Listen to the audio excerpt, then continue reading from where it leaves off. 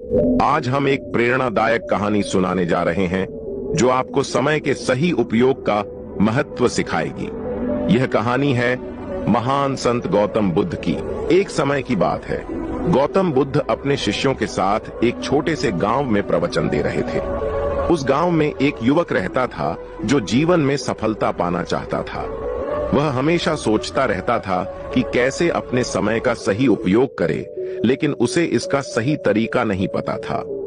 एक दिन वह बुद्ध के पास आया और उनसे पूछा, गुरुदेव, मैं जीवन में सफल होना चाहता हूँ, कृपया मुझे बताएं कि समय का सही उपयोग कैसे करूं।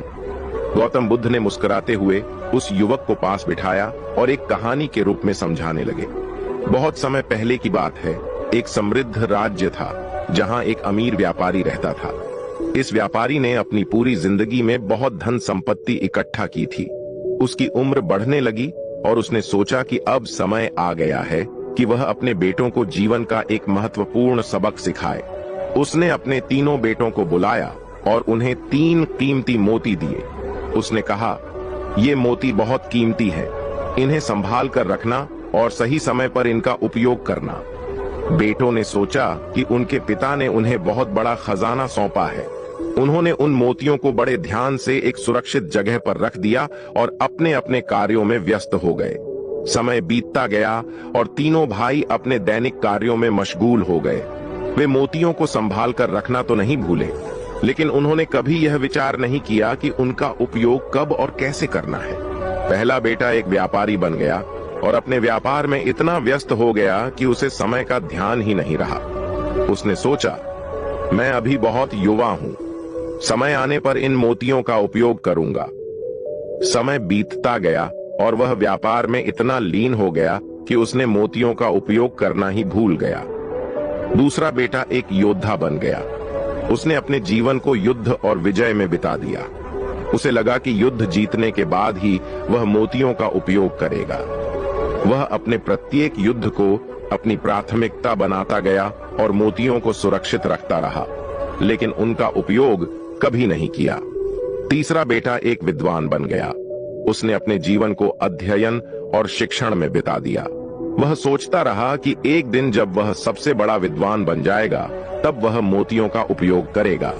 लेकिन उसने अपने अध्ययन और शिक्षण में इतना समय बिताया कि वह भी मोतियों का उपयोग करना भूल गया। कई साल बाद पिता का निधन हो गया। तीनों बेटे अब भी अपने अपने जीवन में व्यस्त थे और समय बीतता गया। वर्षों बाद जब वे तीनों वृद्ध हो गए, तो उन्हें अपने पिता के दिए गए मोतियों की याद आई। उन्होंने सोचा, चलो अब इन मोतियों का उपयोग करते हैं और अपने जीवन को और बेहतर बनाते हैं। लेकिन जब उन्होंने मोतियों को निकाला तो वे देखकर चौंक गए कि मोती खराब हो चुके थे और उनकी कोई कीमत नहीं बची थी। उनके मोती अब केवल बेमोल पत्थर बन गए थे। बुद्ध ने कहानी समाप्त की और उस युवक से कहा, समय भी उन मोतियों की तरह है। अगर हम इसे सही तरीके से इस्तेमाल नहीं करते तो यह बेकार हो जाता है। हमें अपने समय का सदुपयोग करना चाहिए, न कि इसे बेकार में गंवाना चाहिए। हर क्षण महत्वपूर्ण है और हमें इसे सही दिशा में लगाना चाहिए। बुद्ध की बातें सुनकर युवक की आंखें खुल गईं। उसने सोचा, अगर मैंने अपना समय यूं ही बर्बाद किया तो मैं कभी भी अपने लक्ष्यों को प्राप्त नहीं कर पाऊंगा। उसने बुद्ध की सीख को अपने जीवन में अपनाने का निर्णय लिया और अपने समय का सही उपयोग करते हुए मेहनत और समर्पण से काम करने लगा। समय के साथ युवक ने अपने लक्ष्यों को प्राप्त किया और जीवन में सफलता हासिल की।